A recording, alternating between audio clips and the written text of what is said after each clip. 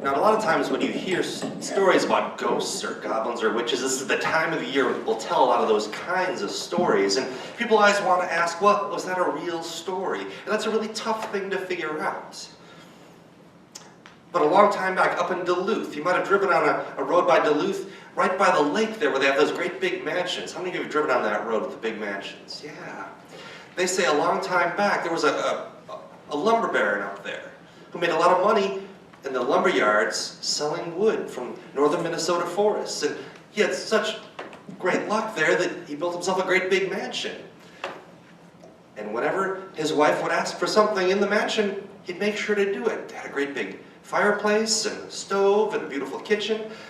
The problem was this was a time back in those days when it was very clear how people were supposed to dress. So even though his wife would work hard in the kitchen, she had to wear one of those long dresses too. And one day it just sort of happened as she was cooking near the fireplace that the edge of her dress got a little too close to those flames and burst into flame. And it came up one side of the dress and burned her arm. Now the servants, they tried to get to her as fast as they could and dump water and put towels over it, but before they finished getting to her, that arm was so burned that she couldn't move it anymore. The doctor said it had to come off, otherwise it might go bad. And so as she was lying in her bed, her husband, who loved her a lot, went in to comfort her and said, well, what do you want? What can I do for you? And the woman thought, and she thought, and she thought of what she would like. It's hard to decide. So it took weeks, but finally she came to decide, when everyone looks at me when I walk around town, even in my beautiful dress, they're going to look at that arm, the one that isn't there anymore. So I want to give them something to look at. So later that day, she went to her husband and she said, husband, I want you to order me something special for my birthday. I want an arm that looks exactly like the arm I lost, except it's going to be made out of solid gold. And that was a lot to ask, but he made a lot of money in this business. And he loved his wife. He wanted to do what would make her happy. And so he right away ordered from Chicago a very special order. It came up on the Monday train with 2 guards keeping watch over it. They carried it into the house. They put it in the house safe and locked it up tight. And when the woman's birthday came, she knew what was in that box. And her husband, he was a smart man, because he could see the smile on her face as she opened the package. Saw the special straps that went around her body to make the arm stay right where it should be. And just as the woman thought, when she went walking around town, people did look at her arm. But instead of giving her that sad, sorrowful look or feeling sorry for her, they looked at that arm and their eyes got big. This woman's got a golden arm. Well, like all people, she did get older, and her husband did too. And years after that, she fell ill and passed away. And just before she died, she went to her husband and she said, husband, I have a special request.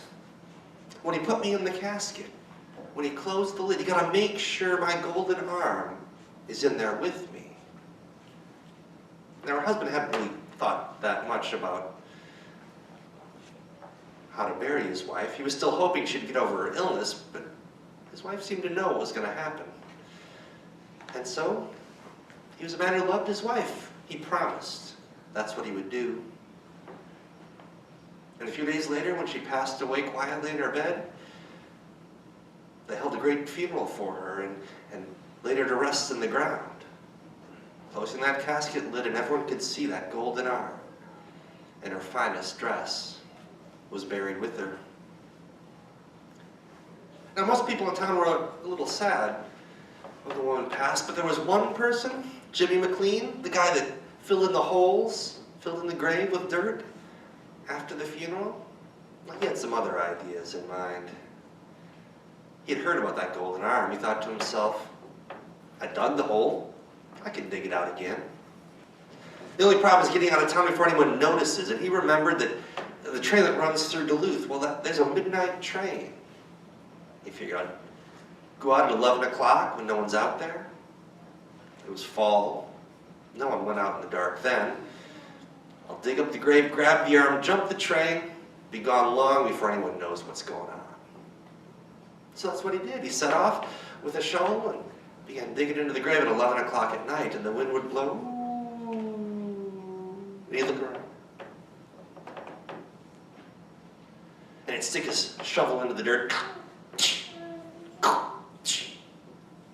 Until finally, boom! The shovel hit something hard. He knew what it was. He brushed off the dirt, and sure enough, there was the casket. And he pried open the lid, and there was the arm. And so he reached in and grabbed it out, slammed the lid, jumped out of that hole, and ran all the way home, cradling the arm in his hands. I still had a little bit of time before that train was coming by. And so he wrapped the golden arm in some old rags, stuffed it into a backpack, and set it underneath his bed.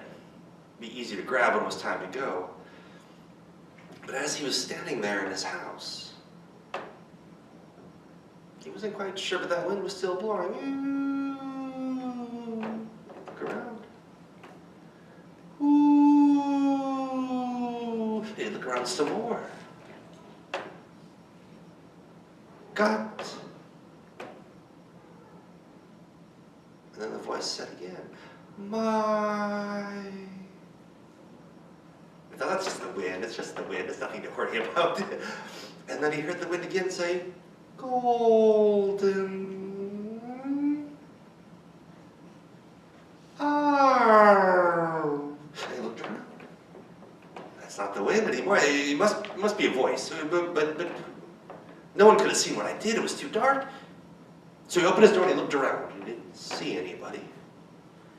But you know how the wind sometimes when it blows, it makes those little dust devils that spin around a little bit? Well, that was happening with a bunch of leaves. But it wasn't just a little tiny dust devil on the ground. It was as tall as a person. As tall as a person wearing wide skirts. That got him just a little bit nervous, so he slammed his door and he locked the door and he decided to go into the back room. Whatever that is, it'll go away. I don't have to worry about that. In a few minutes, I'll go jump on the train and I'll be out of here just fine. But he thought he'd turn off the lights too, just to be sure.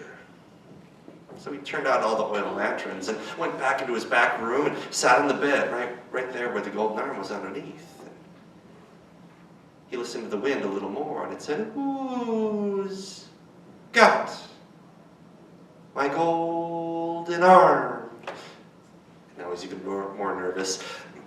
Now, he wasn't the smartest guy in the world, that's true. But he knew one thing that always made him feel a little more comfortable when he was feeling scared. Now, you guys probably know the same thing, too. When you're feeling scared, what do you do when you're sitting on the bed? You pull up the covers, right? He figured covers must be ghost-proof because you always feel better when you're under the covers. So he pulled the covers over his head. And actually, that worked. It did feel a little bit better.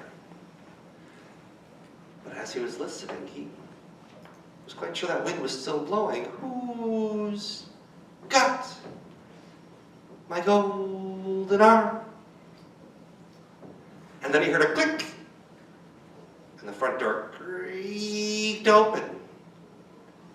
And he heard that rustly sound like when he walked through the leaves. That weird leafy sound was in the house. And now he was getting really, really nervous because whatever that thing is, it's leafy and it's in the house now. And he thought, okay, I've got to do something else. Well, being on top of the bed in the covers is not a good enough place to hide. I'll go under the bed. So he pulled the covers off and he climbed under the bed and he was holding on to the golden arm right there and figuring whatever it was would never find him under the bed.